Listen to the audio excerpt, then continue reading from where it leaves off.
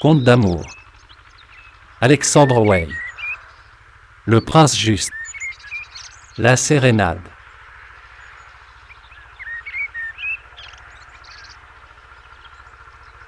Mon ami, dit le prince juste, au comte de Chandor, exact au rendez-vous. J'ai pensé à vous. La réhabilitation de la famille de votre bien-aimé est signée. Vous n'avez qu'à y mettre le nom que j'ai laissé en blanc. Comment s'appelle-t-elle? Clélia de Lusace.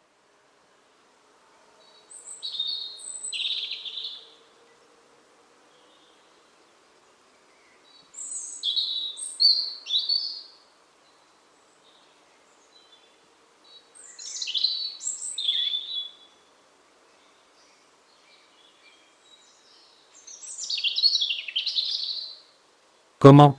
C'est la fille du duc de Lusace, une des premières familles du royaume. Ce pauvre duc.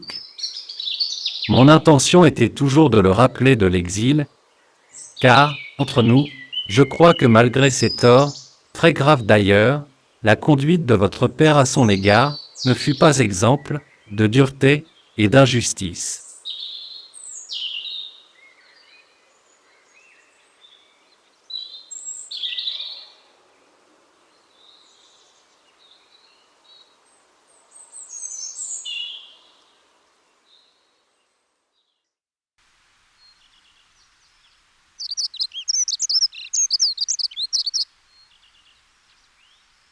C'est bien à vous de réparer la faute de votre père.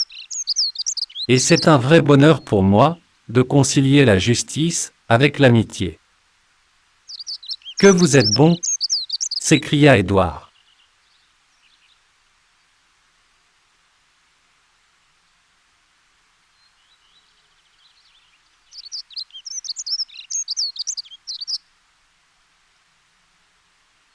Maintenant, veuillez me lire les vers que je viens de faire. J'ai bien appris à tourner un vers, surtout quand il exprime une pensée dont mon cœur déborde. Mais je ne sais ni les dire, ni les chanter.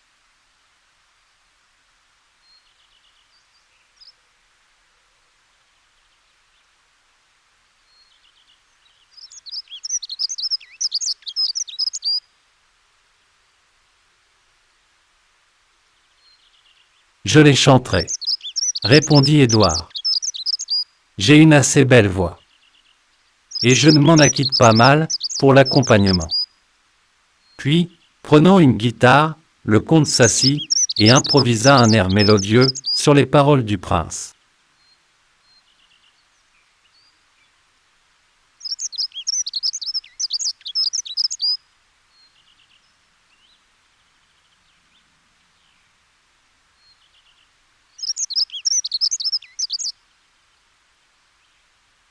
Vous êtes non seulement un brave et fidèle chevalier, mais encore un bon musicien, ce qui n'est pas à dédaigner. Nous nous aimerons comme deux artistes qui se complètent l'un l'autre. Et maintenant, partons. Un de mes fidèles serviteurs nous suivra de loin. Personne au château ne sait où nous allons.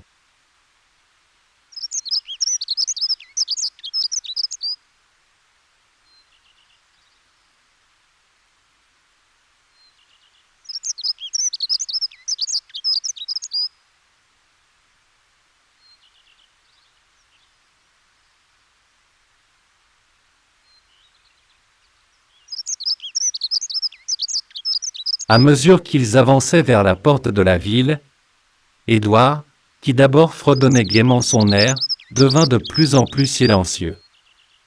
Mais quand, après avoir franchi la porte, le prince s'engagea brusquement dans l'impasse qui conduisait à la maison de Clélia, le comte sentit tout son sang refluer vers le cœur et s'arrêta comme pétrifié.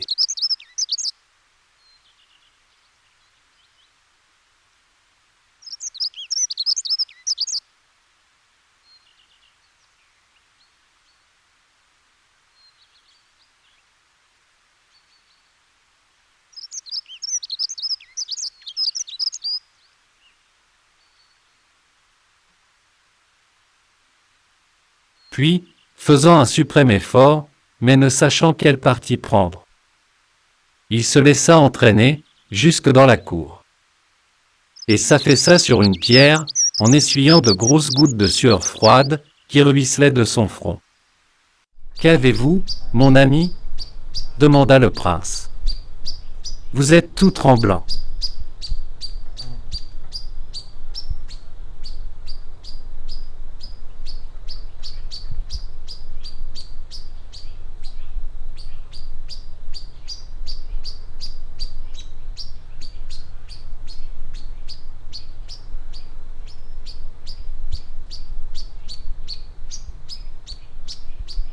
En effet, répondit le comte, je me sens mal à mon aise.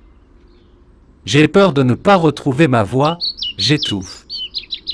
Du courage, dit le prince, car il faut franchir un mur. On m'a dit que la jeune personne se tient ordinairement dans la pièce qui donne sur le jardin. D'ailleurs, la maison est éclairée comme pour une soirée. Il y a des lumières partout. Soyons prudents.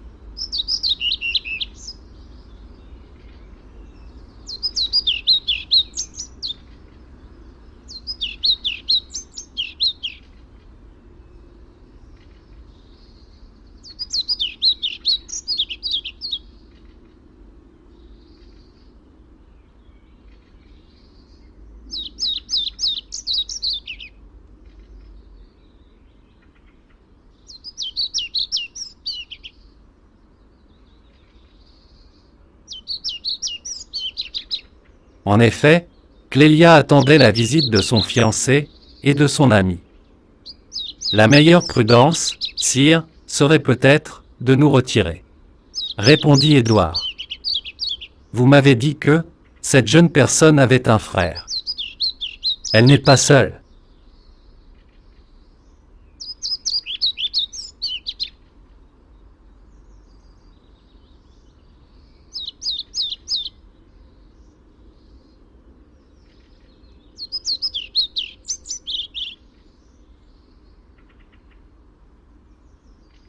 Et que m'importe le frère, s'écria le prince.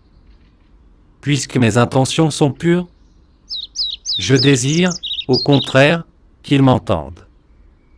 Ce n'est, après tout, pas un crime que d'offrir ces hommages à une jeune fille libre, surtout si ces hommages partent d'un cœur droit.